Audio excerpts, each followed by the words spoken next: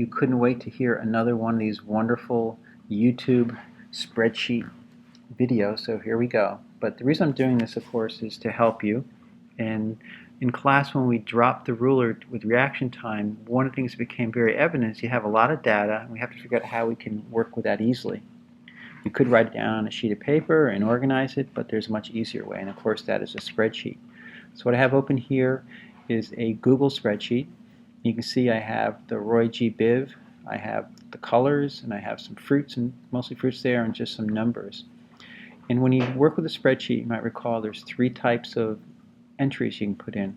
One is alphanumeric, which are letters and words, as in the first three columns. You can also put in actual numbers, as in this column D here. Or you can put in formulas, which we'll talk a little bit more about in a second here. And of course, when you do a spreadsheet, you pretty much have both these kind of things, words and numbers and things, which is why we do that. So first thing I'm going to do is just kind of organize it, make it a little neater and cleaner. And what I'm going to do is I'm going to highlight all my data here. And under More here, I'm going to click on that, and it opens up some other tools. And one that I just like to do is kind of align it a little better so it looks a little neater and cleaner. If I wanted to, I could do some other parts, and like if I want to put boxes around it, that works too, but it's not necessarily needed. So I'm going to close that up. So now I have my data all happy and organized. Now I want to kind of focus now on the formulas. And the formulas are pretty straightforward and very, very helpful. So for example, if I wanted to sort the data, which I asked you to do in class today, and let's say I'll take the fruits here, I want to put them in alphabetical order. I would highlight the area, and I would then go to data, and I have some possibilities here. I can say sort the entire sheet, or just sort that one column. And I'm going to use the column one, and I'm going to be alphabetical about it. So I'll say sort by column C, because C is the list of all the fruits. When I do that, it automatically, by magic, not quite, puts them in order from A to Z.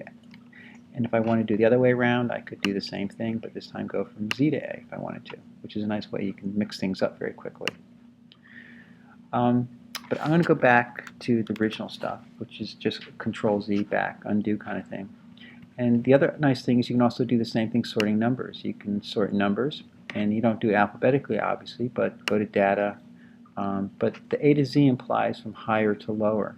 And so now I'm sorting column D, which were the numbers. I do this, and notice it goes from the lower number to the higher number. So there's a lot of good stuff you can do with that.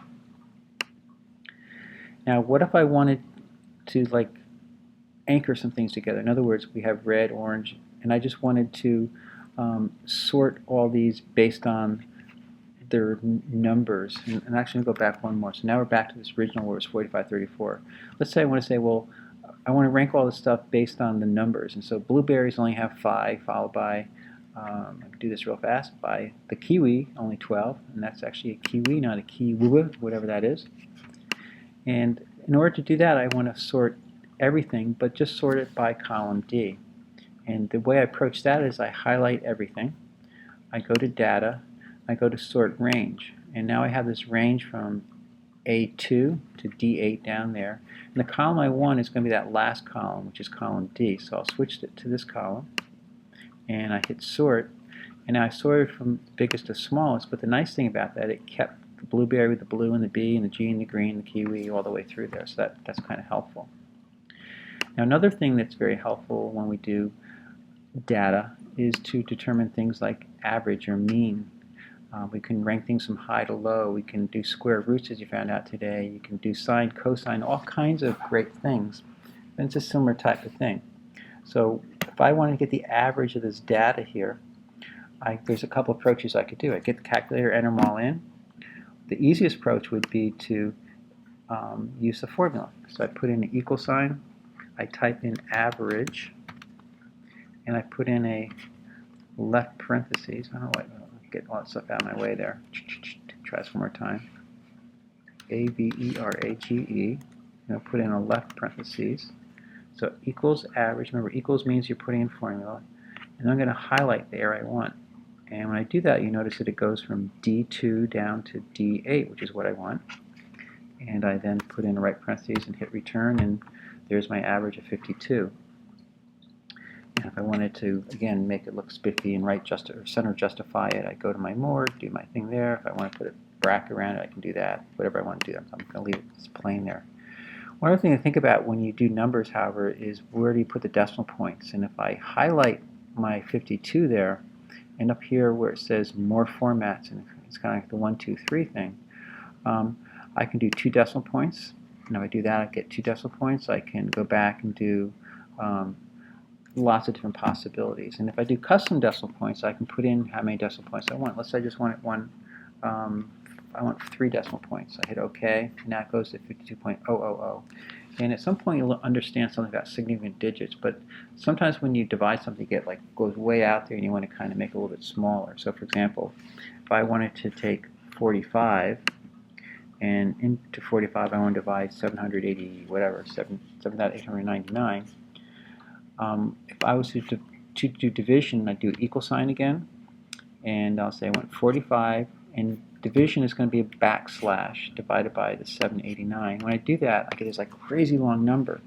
So this is where using the changing decimal points is very helpful, because we don't really have that much significance going out to that many decimal points. So if I highlight that, go back to my numbers, and let's say I want to do 2 decimal, I'll do a few more than that. I'll do 4. When that happens, it kind of rounds it off to a little bit more reasonable number. So that's something nice to know about.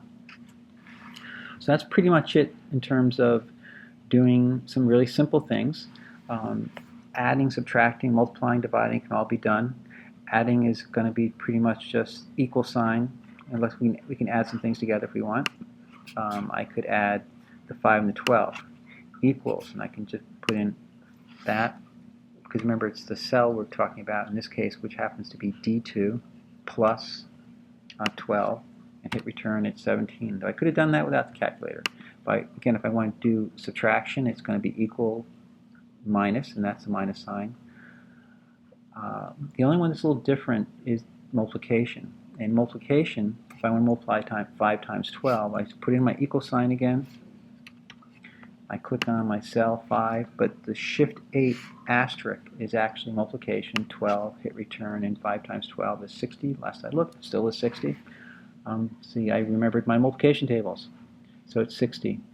And the one I introduced to class today was the square root. And so if I want the square root of, say, 81, which we all know is 9, I could just do it and know it. But what if I didn't know it? I'd put in equal, and I'd put in SQRT, which is the formula for that, left parentheses, click on my 81, or in this case it's going to be column E, row 8, E8, and hopefully I'll get 9. Whew, thank God, or I've been very embarrassed. So there's a quick and easy intro to using some of the spreadsheet functions. I hope this worked and hope it was helpful.